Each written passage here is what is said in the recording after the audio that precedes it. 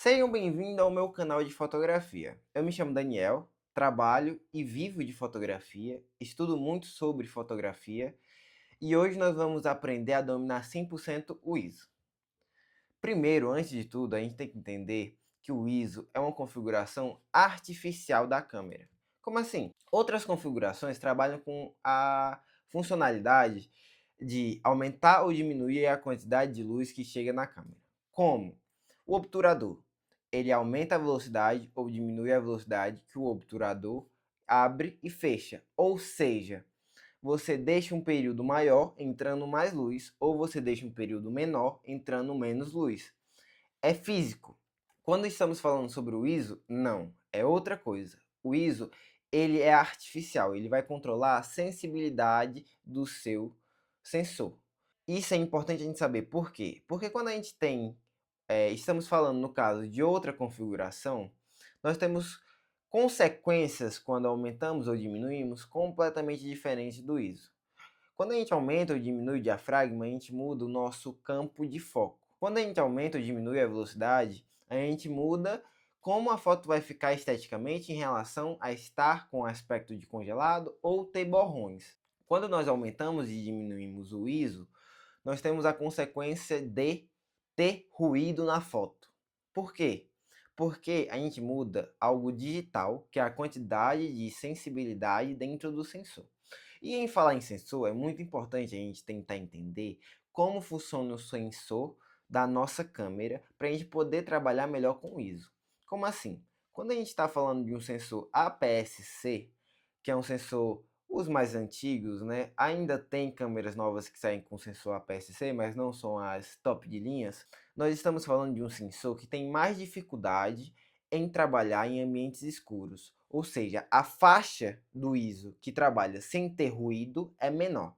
Quando nós estamos falando de sensores full frames, nós estamos falando de sensores que têm a capacidade de trabalhar com ISO maiores. Então, é mais comum a gente ver câmeras de ponta trabalhando com 8.000 de ISO, com 6.400 de ISO, sem ter ruído ou tendo pouco ruído. Agora, quando nós estamos falando de um sensor APS-C, com 1.600, às vezes 3.200, nós já vamos trabalhar com ruído.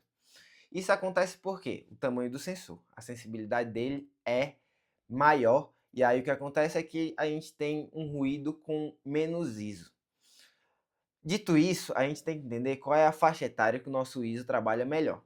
Como assim? A faixa etária que o nosso ISO trabalha melhor é a faixa etária em que nós podemos estar sem ruído. Provavelmente as câmeras de entrada vão trabalhar com um ISO entre 100 e até 1600. Provavelmente com 1600 já vai ter ruído. As câmeras um pouco mais de ponta vão trabalhar melhor entre 100 e 6.400. Essa é uma média. Cada câmera tem as suas qualidades técnicas individuais, não tem como eu saber qual é a sua. Mas dito isso, é importante a gente entender que se a gente quer trazer mais qualidade, a gente tem que trabalhar com menos ISO. Então, se a gente está falando de aniversário, casamento, se a gente está falando de evento social, se a gente está falando de ensaio, a gente precisa aumentar a quantidade de luz que nós vamos usar, que é artificial. Se a gente está usando luz natural, então a gente tem que usar a luz natural em um ambiente que tenha bastante luz entrando, ou então em um horário do dia que tenha mais luz. Dito isso, nem todos os fotógrafos trabalham com esse tipo de evento. Tem os fotógrafos de esporte. Normalmente, para os fotógrafos de esporte, nós temos a obrigação de trabalhar sem uma luz artificial. O que isso significa? Que a nossa luz ela vai ter o limite ali do ambiente. Nós não podemos controlar a quantidade de luz, a quantidade de ISO que a gente vai usar ou não. Então nos obrigamos a ter um equipamento melhor. É isso que acontece. Eu estou dizendo que você tem que comprar uma câmera de ponta? Não. Muitas vezes, para o fotógrafo de evento, uma câmera mais antiga, uma T3i, uma T5i, uma T7i, uma D80, uma câmera mais de entrada, uma câmera mais velha, vai funcionar perfeitamente.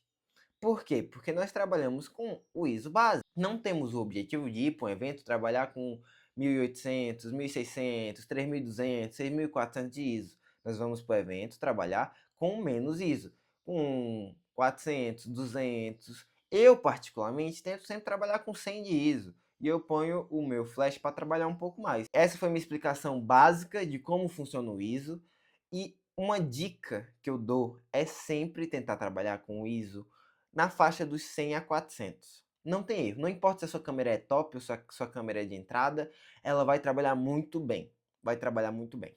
No mais é isso, eu quero pedir para você se inscrever no meu canal, dar o like, dar o joinha, e acompanha que nós vamos ter mais vídeos sobre velocidade do obturador, diafragma, como dominar o triângulo da exposição e tudo mais que a gente precisa saber para poder trabalhar bem com a fotografia.